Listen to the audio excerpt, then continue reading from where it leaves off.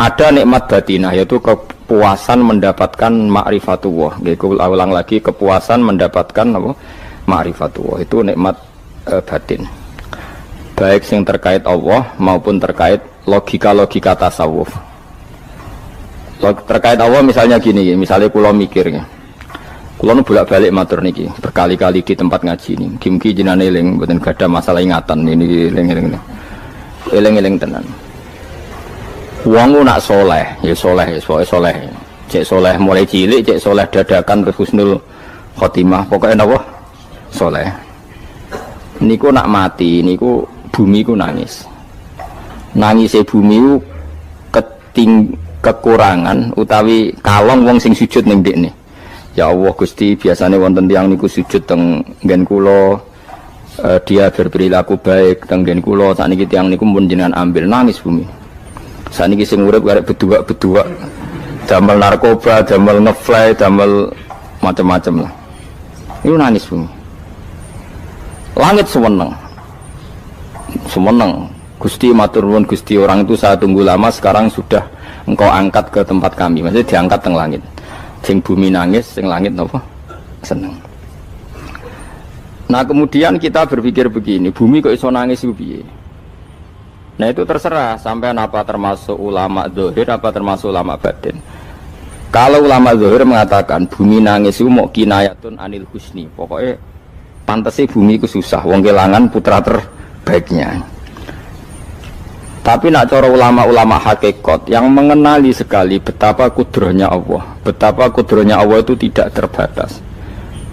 Itu yang meyakini bumi nangis itu nangis tenan. Misalnya ngaten kalau tak terang malih ya. Kowe bayangno dadi Nabi Adam, ngrungokno kowe. Kowe bayangno dadi Nabi Adam. Nabi Adam tenan maksudnya. Terus Nabi Adam orang pertama dia tahu betul kalau dia dicipta dari bumi. Dan dia pula tahu betul, beliau tahu kalau dia bisa ngomong, bisa mikir, bisa macam-macam. Terus indukannya beliau itu bumi. Mesti pikiran Nabi Adam, jangan-jangan bumi ini juga bisa berpikir kayak saya. Ini kan materi saya, karena saya dari bumi ini bisa ngomong, bisa melihat macam-macam. Terus bedanya apa? Manusia mbek napa? Umpama kowe dadi Nabi napa? Adam. Orang yang dekat sekali, qoribu ahdin, dekat sekali dengan kesaksian kudroh Allah. Gini ku dekne roh nak materi ini ke bumi, dan dia orang pertama yang urung lali kamu nih. Tapi ketika sudah ribuan orang, mungkin jutaan orang lali, seakan-akan bumi itu tidak jenis dari kita. Bumi adalah hal yang berbeda dengan kita. Kita manusia berakal, bumi itu benda mati. Terus kowe katut wong goblok-goblok, bumi itu benda mati. Sajane ya rada kriminal wong Islam muni bumi itu benda mati. Enggak bisa berpikir, yang bisa berpikir hanya manusia. Itu kengawuran-kengawuran yang kita ciptakan sendiri, kita wariskan turun-temurun. Umpama kowe iku dadi ulama, ngomong ngono iku isin. Bumi kok nyekseni kowe sujud, banyu nyekseni mbok pangan, mbok ombe kanggo sujud. Semua itu bersaksi tentang kita. Lah nek sampean tanglet kula, cara melogika gimana? Begini, tak wari cara gampang-gampangan ya. Tak warai tauhid sing kasyaf. Tauhid ini yang dawuh Sayyidina Ali lau kusifal khoto umastatu yakinan. Umpama somben tutup-tutup iku dibuka, akulah imanku ora tambah mbek pangeran. Karena tren dunia dan akhirat sama. Zaman ning dunia ya Allah ala kulli saing godin, kok zaman ning akhirat ya Allah ala kulli saing. Cara Sayyidina Ali, somben aku wis matilah imanku ora tambah, meskipun aku ora swarga neraka. Lah kena napa? Darah padha wae, ning dunia ya pertunjukan kudratullah, ning akhirat ya pertunjukan kudratullah. Jadi pikirannya Sayyidina Ali seperti itu. Saya kan lahir misalnya tahun 1970. Berarti mulai Nabi Adam itu saya kan nggak ada. Ngerti-ngerti ada. Saya mengira waktu zaman tidak ada itu panjang apa cepat? Cepat, karena kita tidak melalui itu. Ujuk-ujuk wujud. Kadang aku mati ya wedi kan. Mau mati jebule kiamat 1 juta tahun kasih opo nang kuburan. Masuk di Khalillah ya. Makanya aku ya ora roh, tak tinggal turu sakmono kan yo nglilir. Nang nglilir terus nang ndi terus. Apa mlaku-mlaku nang donya, apa piye, nak turu ya kok ngani ngoyo turu kok ribuan tahun lintas. Terus ya apa jajal? Sampeyan tak takoki, misale sampeyan ning kuburan iku apa? Apa ngadepi mukan nakil tukaran terus itu keselen tukaran kok nopo ratusan ribu mungkin. Nah terus kita dilatih. Kata Sayyidina Ali gampang latihan seperti kata Sayyidina Ali apa gampang ya udah menjadi wong alim. Pada akhirnya kita ini aku zaman urip yo ora roh karepe. Ngerti-ngerti urip, mati yo ora roh karepe. Pas mati sampean petanginna yo ora roh karepe. Pokoke wa mata sauna illa ya sawwa. Makanya masyhur itu dia ketemu orang ateis.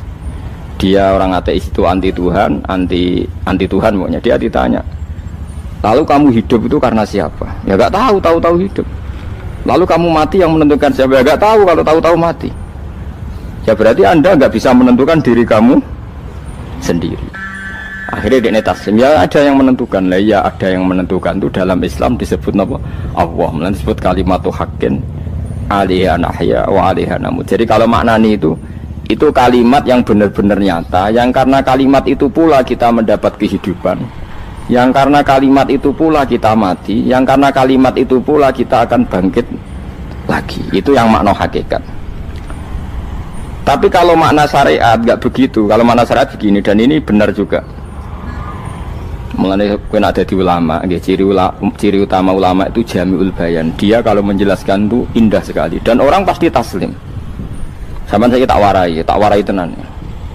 Sama kan biasa wiridan la ilaha illallah kan biasa, mulai mimpin tahlil sampai kepeksa mergo do tahlil melok, sampai sing darani bid'ah akhirnya ya melok tanggane napa? Tahlil. Soale wae. Kata Ibnul Qayyim Al-Jauziyah dalam kitab Zadul Ma'ad. Kitab Zadul Ma'ad itu kitab kesayangannya Sayyid Abdul Al-Haddad. Sayyid Abdul Al-Haddad itu pengarang kitab Zadul Ma'ad. Padahal kitab ini dikarang oleh muridnya Ibnu Taimiyah. Abdul Al-Haddad itu gak seneng Ibnu Taimiyah tapi seneng muridnya. Jadi di sini ulama ya demokratis. Gak seneng gurunya tapi seneng. Saja nih Ibnu Taimiyah itu orang baik. Ya ulama top ya baik, ya waras top. Tapi ngerti-ngerti Wahabi itu identik dengan Ibnu Taimiyah. Akhirnya ulama ahli sunnah penyebut itu terus izin. Mulane kiai-kiai ra ono sing dalil kok Ibnu Taimiyah mergo dicap Wahabi. Padahal Ibnu Taimiyah wong alim. Di kitab-kitab kita termasuk Sayyid Muhammad piyambak anaknya Ibnu Taimiyah qala Syekhul Islam napa qala. Tapi kan ini sudah milik Wahabi sehingga kita ini terus akhirnya gak gelem nyebut. Ya jadi kitab koyo dalil fastabiqul khairat iki apa par iki dadi dalil yo dhewe-dhewe. Wah parah tenan wong-wong.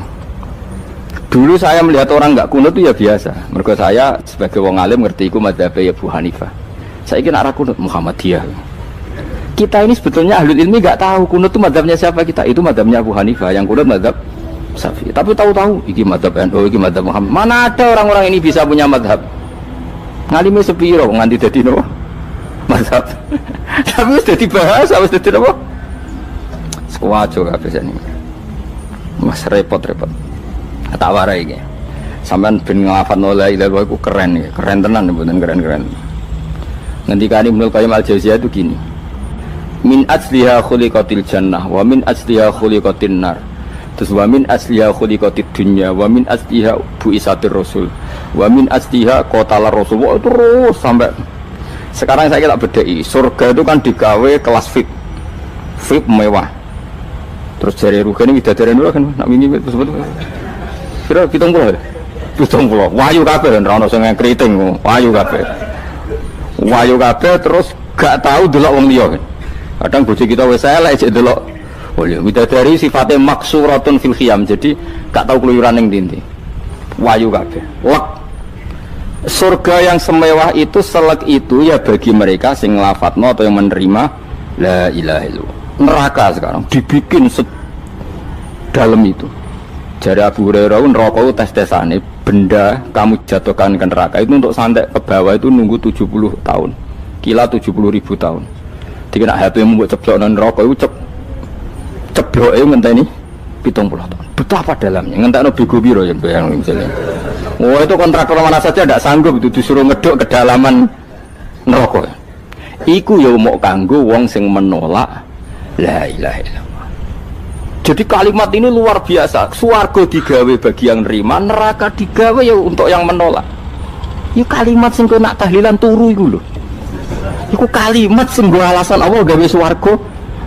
Terus kalimat sing suwe-suwe sing lafadzno diarani bid'ah iku. Itu kalimat sesakral ini nasibnya akhir zaman itu entek. Gara-gara dilafadzno tahlilan tersangka jadi apa? Beda. Dulu kalimat yang dipuja-puja penyebab surga dan neraka. Saiki kalimat itu tersangka. Mau perkara napa? Beda. Wis ki aja melok-melok, kowe debat ya ora iso makili aku sebarno iso. Kok kowe terusno dalan tok. Dah. Berarti la ilaha illallah itu kalimat yang surga dibikin karena itu, neraka dibikin ya karena itu. Kemudian Allah punya sunnah, lalu butuh pelatihan. Dikasihlah Allah gawe bumi. Piye manusia butuh latihan, dibikinlah bumi. Dan ini latihan ikrar la ilaha illallah dengan sadar, dibikinlah bumi, liyabluwakum terus dites. Wes digawe bumi, ono makanan, ono minuman, ono wong wayah, ono pegatan macam-macam, wong diutang wis mbulet macam-macam. Gue ngetes, eling la ilaha illallah apa eling utangi, eling la ilaha illallah apa eling kasuse, pokoknya dites. Karena nggak fair kalau Allah bikin itu kemudian nggak dites, dibikinlah darul imtihan.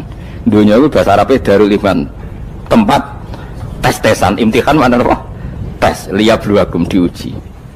Wes diuji kita hidup. Artinya kita dihidupkannya pun oleh Allah demi tes-tesan la ilaha, itu disebut kalimatu haqqin alaiha. Nah ya sebenarnya kita hidup pun ini untuk dites. Pada akhirnya la ilaha illallah apa enggak? Paham ya? Terus dites.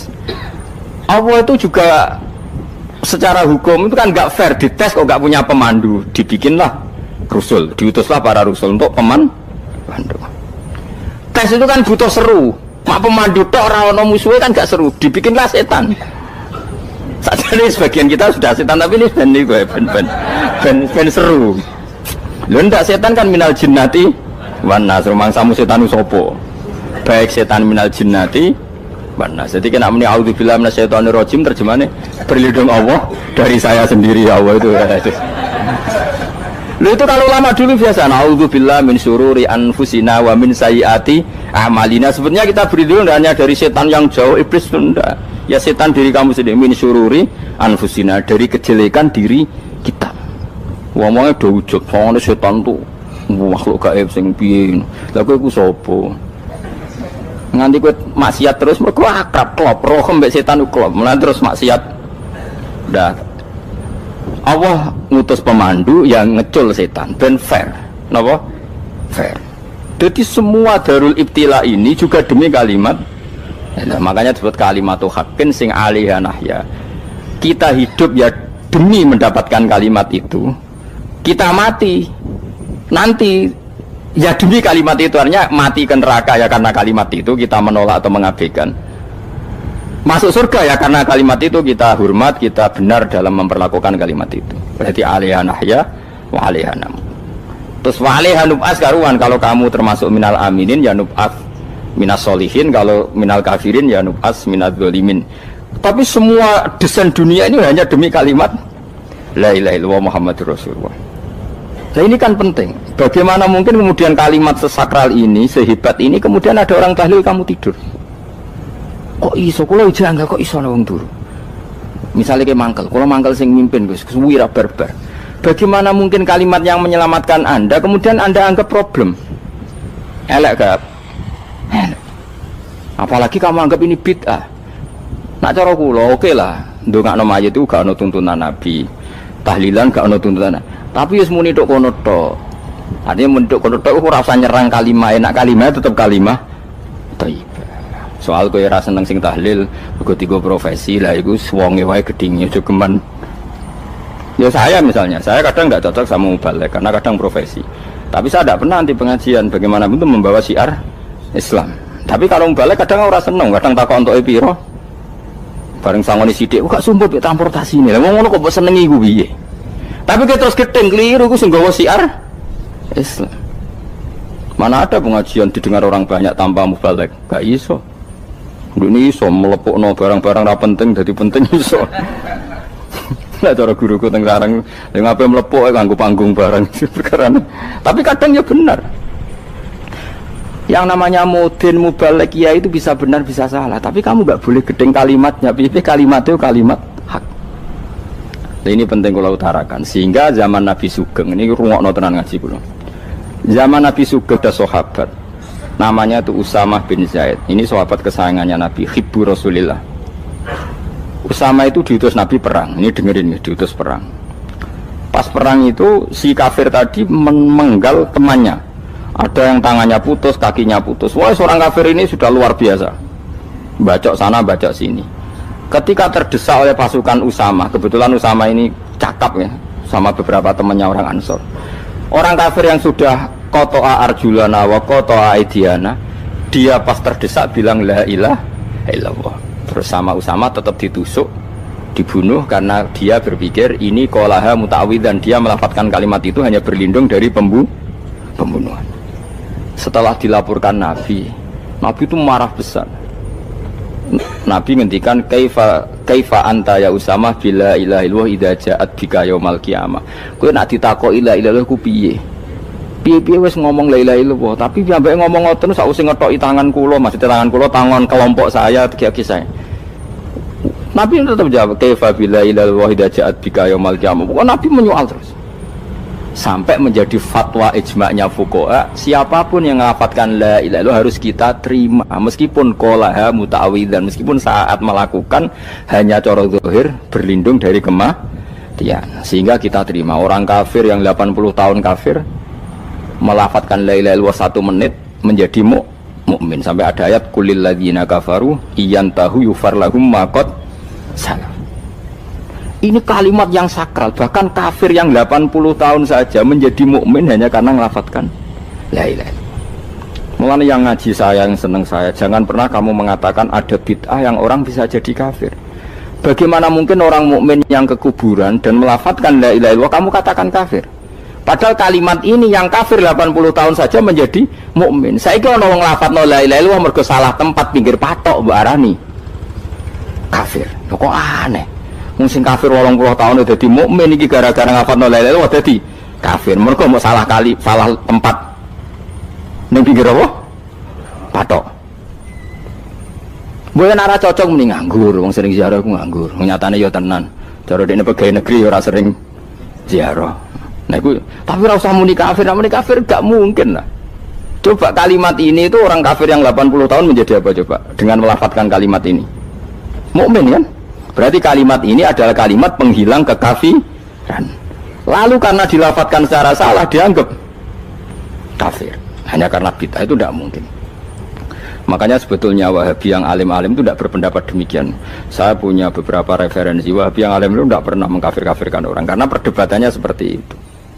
Tapi saat ini wis kuwajo. Sebenarnya kalau orang alim itu ya mirip-mirip, entah Wahabi entah tidak mirip-mirip. Karena kalimat tadi. Wahabi itu kitab terbesarnya itu Ibnu Taimiyah. Ibnu Taimiyah itu punya murid Ibnu Qayyim Al-Jauziyah. Itu sampai sekarang saya lihat di fatwanya Ibnu Taimiyah itu begitu hormat sama orang-orang kita ini sama. Tapi tahu-tahu lewat penyaduran sana sini terus menjadi kacau. Jadi kalau balik ini malah sampai anak kepengen dua nikmat batinah seperti tadi yang saya utarakan. Swarga dicipta sedemikian mewah ya demi yang menerima la ilaha illallah. Terus neraka dibikin se ekstrim itu juga bagi yang nolak.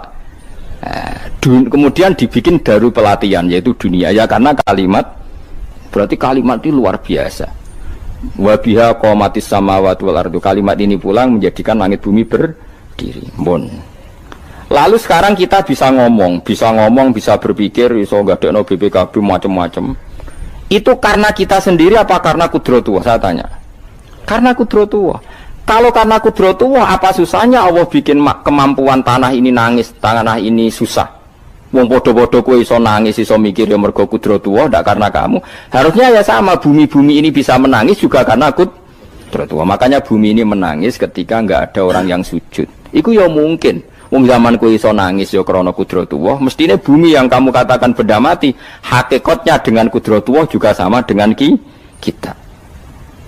Mulane tenggene kitab Al-Husunul Hamidiyah, kula ngrasa utang tenan mbek kitab niku. Dulu saya ngaji 2 tahun kitab Al-Husun. Kitabnya kecil tapi saya ngaji itu 2 tahun. Berkali-kali saya ulang. Itu beliau cerita gini. Dia yang ngarang itu orang alim, kebetulan dia orang India. Memang kelebihannya kitab dikarang orang Arab itu luweh bulet. Wong Arab kan semuanya Islam, karangannya itu standar. Ini dikarang orang India. Di Tonggo Blodor, di masjidnya, dikarang ulama yang masyarakatnya itu ndak karu-karuan. Beliau cerita itu gini, manusia itu punya satu kebodohan, di mana kebodohan itu disebabkan oleh robtul asbab al-adiyah, mengkaitkan sebab sing biasa-biasa. Misalnya gini, sama saya kita omongi, misalnya ada orang bilang gini, batu ini nanti itu menjadi ayam. Orang bilang mukhal apa enggak? Enggak, jawab saja. Mukhal. Kenapa bilang mukhal? Karena dikira enggak bisa kan? Enggak, jawab saja. Jawab satu-satu. Batu ini menjadi ayam. Kamu jawab mukhal. Alasannya apa? Alasannya tidak mungkin terjadi, apa kamu tidak bisa? Sebetulnya karena kamu tidak bisa. Udah. Lau ukhbiro dzakar rajul. Andai kan orang itu kamu kasih tahu, klungsu ini biji asem itu, biji pohon asem itu. Nanti yang kecil ini suatu saat besar. Setelah besar buahnya banyak, tambah besar, tambah besar. Terus orang bilang mungkin. Ketika bilang mungkin itu karena dia bisa, apa hanya karena menyaksikan berkali-kali ada kejadian nak klungsu ditandur, iku iso dadi gede. Coba sama jawab. Karena dia bisa, apa karena hanya menyaksikan itu sering terjadi? Hanya menyaksikan. Artinya zaman dia mengatakan mungkin, itu pun tidak memberi kontribusi ikut buat. Iya enggak? Tetap bergantung kudrahnya Allah. Dia hanya bilang mungkin karena sering melihat. Sebenarnya dia enggak sama sekali memberi kontribusi. Lah ya darani mungkin ya ora urun. Paham ya? Lalu kenapa dia kecangkeman terus muni wong wis mati dadi lemah gak mungkin dadi manusa meneh. Lho zaman dadi manusa sing wis ngene iki kok mani dene lara melok gawe. Terus muni mungkin mergo sering terjadi, sering roh, sering bersaksi. Berarti sebetulnya manusia itu pakai ukuran dia mampu tidak mampu apa pakai ukuran bersaksi melihat? Bersaksi. Nah ini kan problem, kita sebagai manusia itu problem. Makanya disebut wa kanal insanu zaluman jahula, wis goblok aja-aja. Mereka manusia itu nak wis goblok aja-aja. Makanya saya kemarin diminta ngisi di pondok kajen.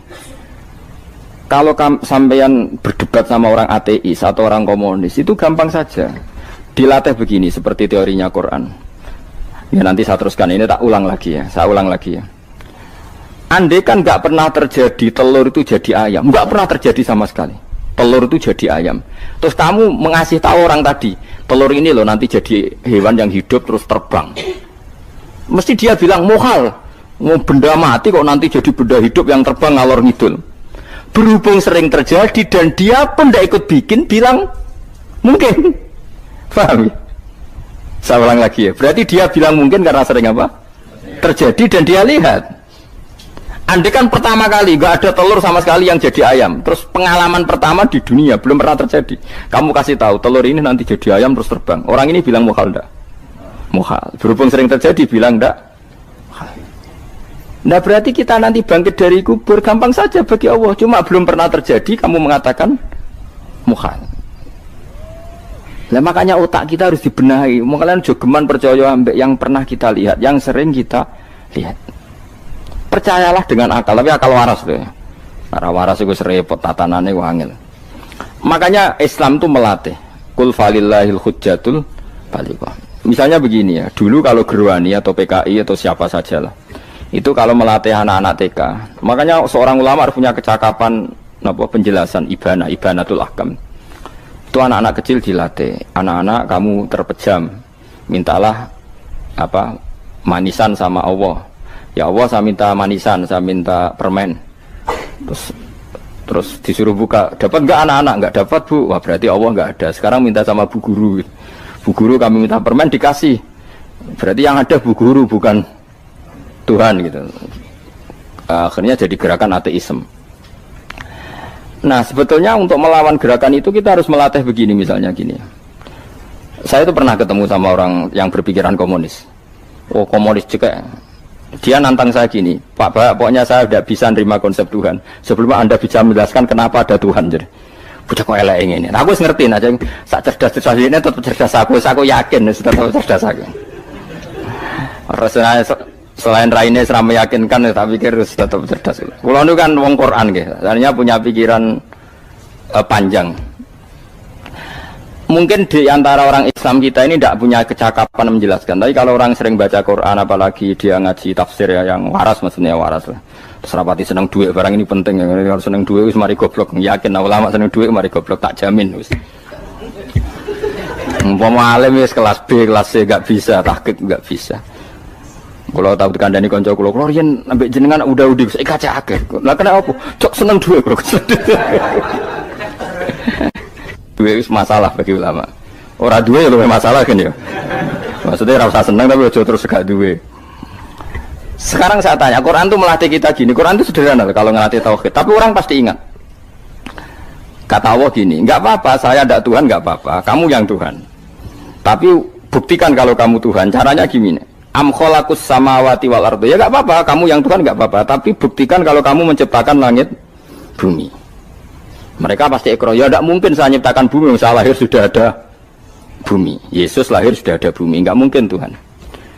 Terus Tuhan membuat pertanyaan kedua, am khuliqu min ghairi syai'in. Ya sudah, kalau saya tidak Tuhan, lalu nggak ada Tuhan, berarti alam raya ini tercipta oleh sesuatu yang nggak ada. Aneh nggak? Misalnya sebelum alam raya ini nggak ada Tuhan. Berarti sebelum alam raya ini kan adanya nihilisme, sesuatu yang nggak ada. Kemudian sesuatu yang nggak ada menjadi penyebab sesuatu yang ada. Aneh gak? Menurut ya aneh. Sesuatu yang nggak ada itu mestinya kan nggak bisa ngelabeti, nggak bisa berfungsi, nggak bisa ada gunanya. Wong jenenge ra ono iku ya ora marai apa-apa. Mau ra ono kok dadi sebab. Sesuatu yang menjadi sebab itu yang wujud apa yang nggak ada? Yang wujud. Sak takoi. Lah kalau nggak ada Tuhan berarti alam raya ini lalu sebabnya apa? Ya dari ketiadaan, lalu tiada itu menjadi sebab. Yang tiada kok jadi sebab itu tekem lho. Mikir. Di mana-mana yang sebab itu harus barang yang wujud, nggak boleh tiada kok jadi sebab. Ini kan jadi aneh, sesuatu yang tiada menyebabkan sesuatu yang ada. Terus dia bilang, ya pokoknya ronde ini kalah, Pak. Tahu kapan tak pikir aja. Pikir nganti mati temenang aku ini ngono.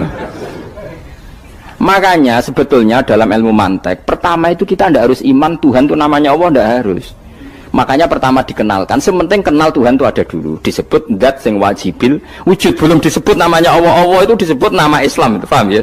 Saya ulang lagi, Allah disebut itu nama Islam. Tapi kalau penemuan akal hanya sampai kita ini butuh zat sing wajibil wujud, sing menjadi penyebab semua alam raya ini. Di bahasa Arab disebut musabbibul asbab. Belum menyebut Allah musabbibul asbab. Islam pun pertama Iqra turun ya gak nyebut Allah. Iqra bismi rabbikal ladzi khalaq, khalaqal insana min 'alaq. Iqra wa rabbuka. Tuhan itu siapa? Yang mencipta. Nah, yang mencipta ini oleh syariat Islam disebut apa? Tapi dalam logika yang penting kowe kenal sik ono musabbibil asbab. Pastikan bahwa alam raya ini yang wujud pasti disebabkan sesuatu yang ada. Nggak boleh barang wujud kok diciptakan oleh sesuatu yang tidak ada. Yang gendeng ora barbar barang ra ono mbok sifati al khaliq. Sing gawe langit bumi apa? Pencipta. Penciptane apa? Sesuatu yang tidak ada. Kowe ikhlas dutek ngono kowe ikhlas ta ora? Gak kowe ikhlas ta ora dutek ngono kowe ikhlas ta. Kowe gelem dadi bodho niku. Gelem kowe.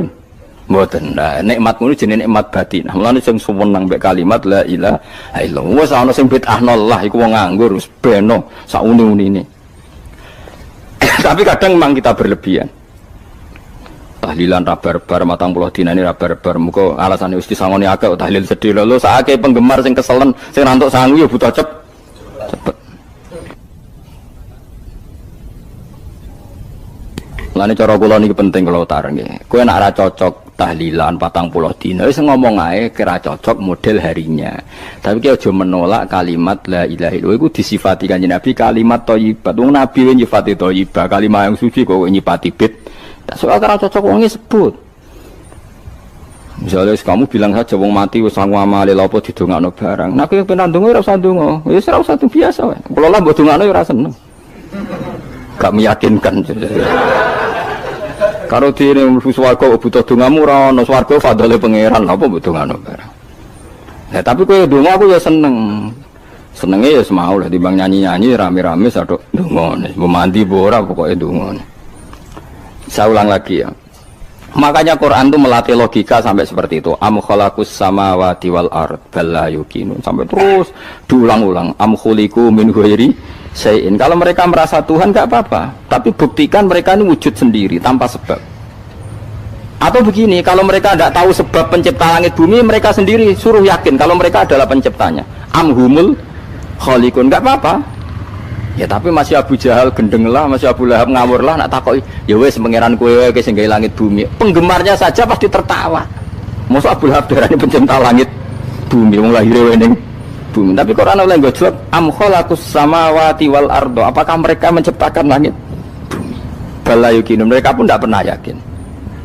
Jadi itu pangeran. Makanya di mana-mana orang alim itu suka debat. Karena pangeran sendiri kalau menjelaskan kebenaran seringnya juga nantang debat. Kata Allah, Qul ara'aytum ma tad'una min dunillah aruni madza khalaqu minal ardi am lahum syirkun fis samawat. Enggak apa-apa mereka Tuhan kata Allah, tapi buktikan zaman langit diciptakan mereka memberi kontribusi apa?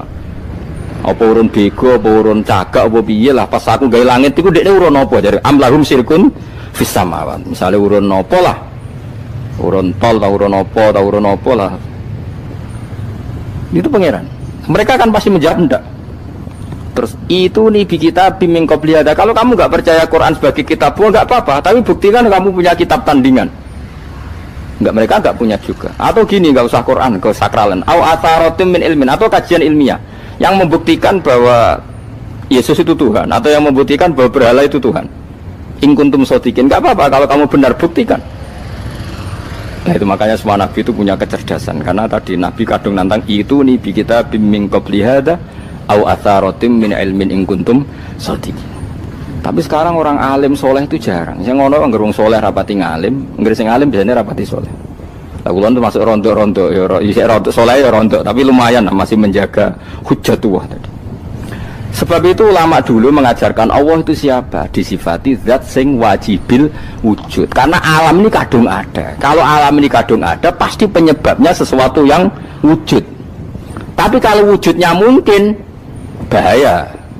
Wong sing gawe wae wujude terima mungkin bisa wujud bisa tidak. Makanya dipermanenkan yang gawe alam ini zat sing wajibil wujud. Sing wujudnya wajib. Wajib itu enggak bisa enggak pasti wujud. Nah, terus kita kenal itu namanya khaliq, itu musabbibil asbab, itu khaliqul asya. Lalu oleh Islam zat yang demikian itu disebut Allah. Terus jadi la ilaha illallah. Nah, orang yang bertauhid gini tentu punya kenikmatan batin yang luar biasa. Sehingga saya bayangkan nanti mati yang ngono biasa wae kan. Gusti zaman kula teng donya ora melok ngatur oksigen, ngatur nyawa, apa mati ndak ra ngoten. Mulane jare Siti Ali, jenengan jenengan nak mati tambah pinter apa biasa? Ya biasa wae. Ning bumi yo ndelok kudrohe Allah, kok ning akhirat ndak ra padha wae ndelok kudrohe Allah. Mulane beliau masyhur guyonan beliau lauku sifal ghata mastatu yakinan. So ben aku nek mukasafah ning akhirat imanku yo ora tambah ya biasa wae, standar-standar wae. Maksudnya kue ning dunya ujung-ujungnya paling pokok ya menyaksikan kudratullah. So ben ning akhirat ujung-ujungnya paling pokok ya delok kudratullah. Ning dunya saiki Allah ya matlubi sing kita cari. So ben ning akhirat ya Allah matlubi. Paham ya? Artinya hukum dunia dan akhirat itu sama. Kita di dunia golek ridhanya Allah, ning akhirat ya golek napa? Ridhanya Allah. Lah soal kecil itu, tapi ning akhirat kan masalah Gus pun rokok masalah, diutang ditagih yo masalah, kere suwi ku yo masalah. Ya biasa jenenge makhluk anane masalah. Sing ora oleh di masalah pangeran. Pangeran duwe masalah. Biasa wae. Lah makanya kula suwun nggih aja geman gedeng